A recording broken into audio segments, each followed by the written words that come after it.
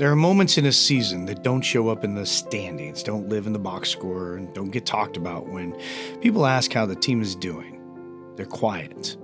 They happen in the margins, on a bus ride, in a dugout, in the space between what went wrong and what could be better. Tuesday gave us one of those moments. We lost 8-4 to a team we should have beaten. That's the truth. We had them. And then we let it slip. Missed signs, defensive mistakes, free passes piling up, an umpire whose strike zone felt like it had a mind of its own depending on who was at the plate. It would have been easy to point fingers, easy to say we got squeezed, easy to say the game wasn't fair. It would have been even easier for me to get angry. But anger is cheap. Anybody can do that. Leadership costs something. The bus ride home was long. Not because of the distance, not because it was one of those old buses where every bump hits your spine like a reminder that you're not in control of the road. The kind of ride where you either sit in silence and let frustration fester, or you lean into something better. From day one, we've talked about accountability, not as a buzzword, not as something you throw around when things go wrong. Accountability as a standard, a way of operating, a way of showing up. Accountability to yourself, accountability to your teammates, accountability to the team, accountability to the game. Because baseball has a way of exposing you. It doesn't care how talented you are. It doesn't care how good you looked last week. It will humble you if you let your focus slip. And if you're not willing to meet that humility with ownership, you miss the lesson entirely. A week earlier, I named 3 captains, not because they were the loudest, not because they were the best statistically, but because the team gravitated toward them in different ways. One is a presence, over 6 feet tall, plays hard, throws hard, runs everything out, sets a physical tone. One is the connector. The kid everyone wants to be around, works relentlessly, wants it badly, lifts others without even trying. One is the thinker. High baseball IQ, always in the right spot, sees the game a step ahead. Different strengths, same responsibility. So on that bus, after a loss that could have gone a lot of different ways emotionally, I handed them the team. The expectation from the players was that I would light them up, that I'd go through the mistakes one by one and make sure everybody felt it. That's what they've seen before. That's what a lot of teams do. But that's not leadership. That's control. I asked the captains to speak. No warning, no script, just responsibility. The first one didn't hesitate. This is the same kid who previously walked up to me when our catcher went down and said, "Looks like I'm your catcher, coach. I got this." No hesitation, no complaint, just ownership. That's leadership before you ever say a word. He started with the truth.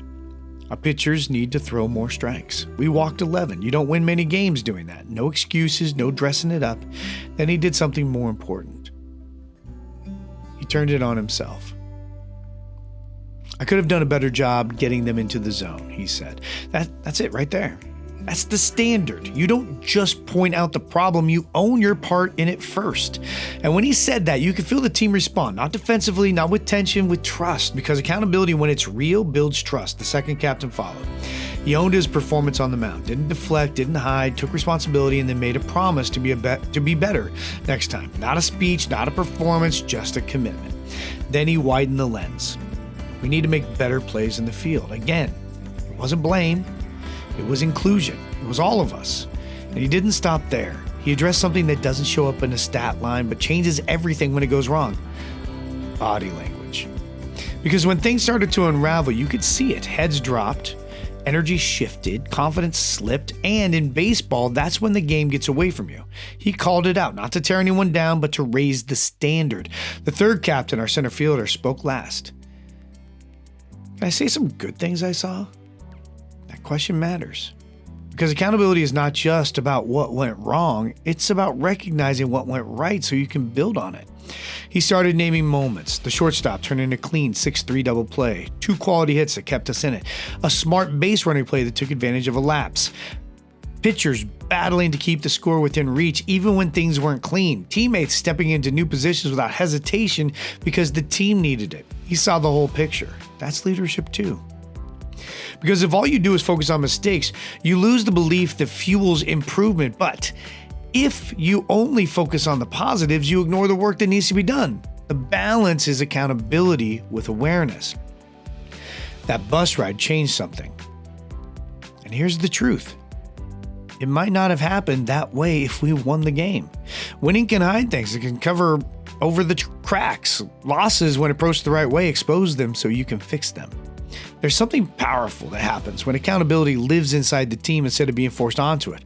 When players hold themselves to a standard first and then each other, not out of fear, but out of respect. That's accountability. As a coach, my job isn't to control every moment. It isn't to dominate every conversation or be the loudest voice in the room. My job is to create an environment where leadership can grow, where players learn how to own their actions, support each other, and respond the right way when things get hard. Because baseball is the classroom. The lessons carry far beyond it. Leadership isn't about power. It isn't about rules or authority or being in charge. It's about accountability. It's about consistency. It's about showing up the same way, whether you just won a big game or lost one you should have had. It's about doing the hard thing when it could be easier to make excuses. It's about raising your hand and saying, that's on me, and then getting back to work. Those players learned something on that bus ride, not because I told them, because they lived it, because their teammates modeled it, because the standard was clear and they chose to meet it. I was proud of them. I don't have a kid on the team. I'm not their teacher in a classroom. I'm their coach. But that role carries weight. It's an opportunity to guide, to challenge, to help shape how they respond to adversity and success, to help them understand that who they become is built in moments like that. Not when everything goes right, but when it doesn't, and they choose accountability anyway. I'm Coach Joe. Baseball is life.